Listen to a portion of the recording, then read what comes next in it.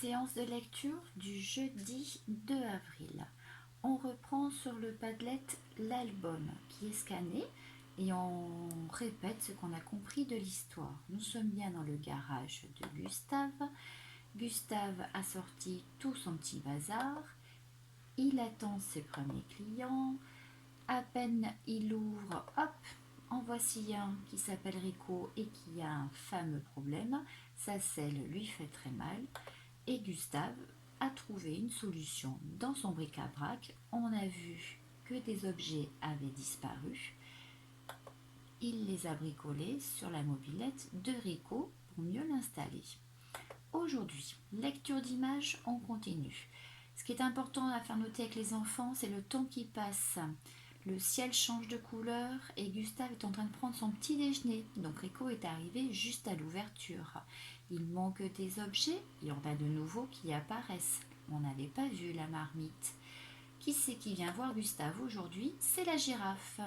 Juste avec l'image, on comprend bien qu'elle a un sacré problème vu le nombre d'écharpes et que Gustave, qui est un sacré bricoleur, a trouvé l'objet qu'il lui fallait dans son bric-à-brac pour trouver une solution pour cette girafe qui repart avec le sourire.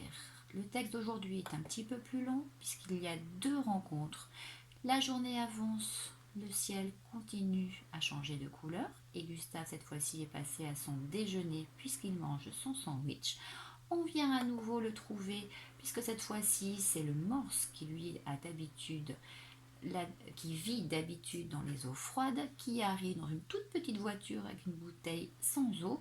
On comprend aisément qu'il va falloir lui trouver une solution. Quel est l'objet qui a disparu et dont s'est servi Gustave? C'est bien sûr la baignoire qu'on a remplie d'eau et voici le morse qui repart avec le sourire. Comme la séance de lecture de lundi, on a recopié le texte en attaché. On a rappelé aux enfants les majuscules et les points pour savoir combien de phrases on allait lire et qu'une phrase n'était pas une ligne. On a fait noter ce qu'on avait oublié la semaine lundi, que certaines majuscules ne sont pas en début de phrase mais sont pour les prénoms. Notre girafe s'appelle Gina, donc on a une majuscule qui est au milieu de la phrase. Quand on parle à Gustave, on a également une majuscule qui est au milieu de la phrase. On rappelle également les signes de ponctuation liés au dialogue. J'ouvre les guillemets quand je commence, je ferme les guillemets quand je termine.